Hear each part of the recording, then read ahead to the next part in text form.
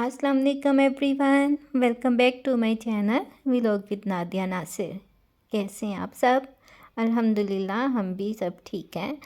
सबसे पहले आपको माह रमज़ान बहुत बहुत मुबारक हो। अल्लाह ताला इस बाबरकत महीने में सबको सेहत तंदुरुस्ती ज़िंदगी दे और सबकी नेक ख्वाहिशात पूरी करें। तो जनाब, अब सबसे पहले तो घर के काम मैंने तो कंप्लीट कर लिए थे, तो अब मुझे करनी थी ज़ोहर की नमाज़ की तैयारी। तो इसके अलावा आज मुझे इफ्तारी के बाद मार्केट भी जाना है, क्योंकि इब्राहिम की कुछ बुक्स रह गई थी लेने वाली। तो मैंने कहा चलें आज ये भी काम मैं इसका कंप्लीट कर लूँ। तो यहाँ पर अब मैं कर रही हूँ नमाज की तैयारी। अल्लाह का शुक्र है जिसने तौफीक दी, कि जितना सुकून नमाज में है वो किसी भी चीज़ में नहीं है। तो ज़ोहर की नमाज़ मैंने अदा कर ली है। तो यहाँ पर इब्राहिम के बाबा जो विंडो की नेट है उसे वॉश कर रहे हैं, क्योंकि इसे हफ्ते या 2 हफ्ते बाद ज़रूर वॉश करना पड़ता है, वरना इस पर बहुत सारी डस्ट इकट्ठी हो जाती है। तो फिर मैंने कहा चलें ठीक है, आज खूब दिन भी निकला हुआ है, सूरज खूब तेज़ निकला आज ना। तो मैंने कहा आप ऐसा करें, आप इसे वॉश करें। तो मैं अब इसके बाद जाऊँगी किचन में, ताकि मैं इफ्तारी की तैयारी कर सकूँ। तो अब मैं यहाँ पर आ गई हूँ किचन में, ताकि शाम की इफ्तारी की तैयारी कर दूँ।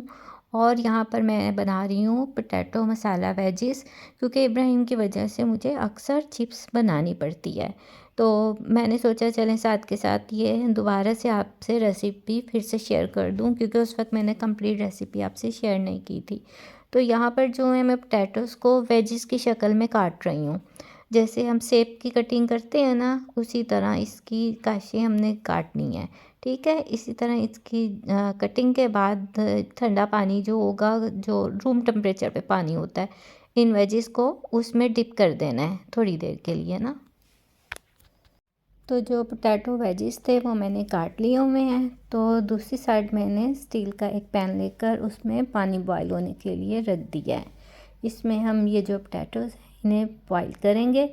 तो ये देखें, आपने जो इसे डिप करना है ना, अपने रूम टेम्परेचर पे जो पानी है उसी में ही डिप करके रखना है। क्योंकि आलू को अगर हम वैसे काट के रखें तो वो ब्लैक हो जाते हैं, तो इसलिए इसे आपने पानी में ही रखना है। तो जो पानी यहाँ पे बॉयल हो रहा है उसमें मैं 2 टेबलस्पून भर के सॉल्ट डाल दूँगी।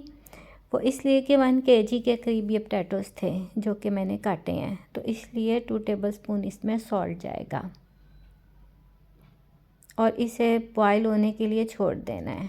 पानी अच्छी तरह बॉयल होना चाहिए। फिर जैसे ही ये अच्छी तरह बॉयल हो जाएगा, तो उसके बाद मैं इसमें यहाँ पर ये जो मैंने पोटैटो वेजिस काट के रखे हैं, इसे उबलते हुए पानी में डालना है आपने, बिल्कुल भी ठंडे पानी में नहीं डालना या नीम गर्म में। जब फुल बॉयल हो जाए पानी, फिर ये डाल देने हैं और इसको सिर्फ 2 से 3 मिनट इस गर्म पानी में रखना है, उबलते पानी में। इससे ज़्यादा नहीं रखना, वरना ये बहुत सॉफ्ट हो जाएगी और चिप्स अच्छी नहीं बनेगी।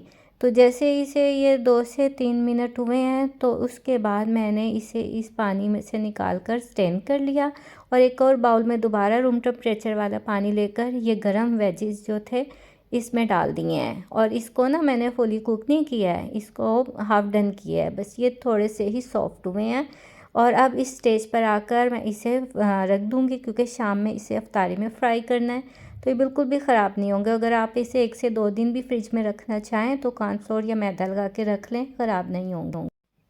तो अब जो इफ्तार के बाद हमने डिनर करना है, तो मैंने कहा वो भी राइस मैं अभी ही बना लूँ, तो वो मैं उसके लिए चिकन पुलाव बनाने लग गई।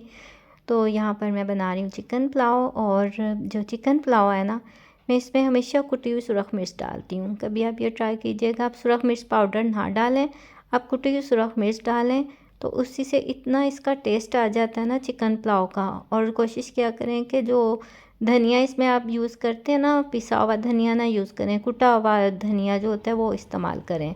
तो इतना इसका टेस्ट जो है ना पुलाव का बहुत अच्छा हो जाता है। तो अब ये कि अभी खाना बना लूँगी, तो फिर रात में मार्केट भी जाना है। तो साथ में मैंने यहाँ पर दही का रायता बना लिया है।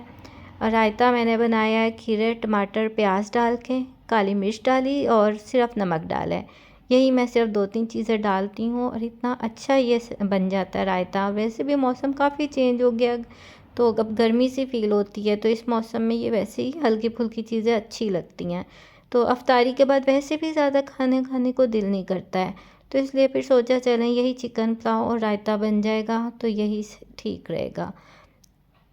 तो इसके जैसे ही ये रायता कंप्लीट हुआ है तो साथ में राइस भी तकरीबन बन चुके थे।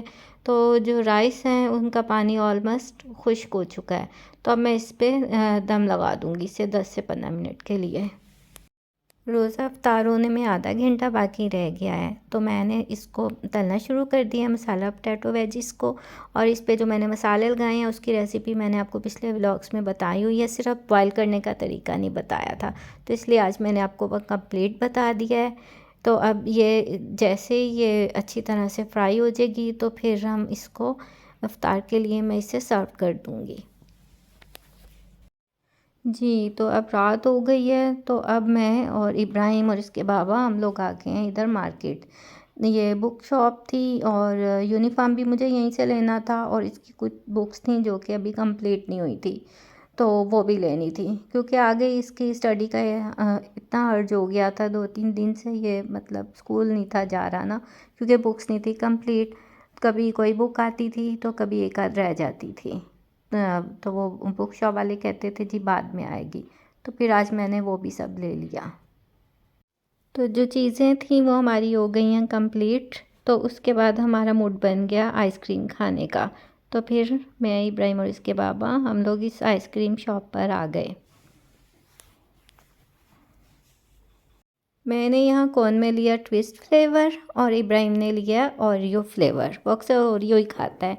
तो अगर आपको आज का व्लॉग अच्छा लगा हो तो चैनल को सब्सक्राइब कर लें, वीडियो को लाइक और शेयर कर दें और दुआओं में याद रखें। मिलते हैं इंशाल्लाह ताला नेक्स्ट व्लॉग में। अल्लाह हाफिज़।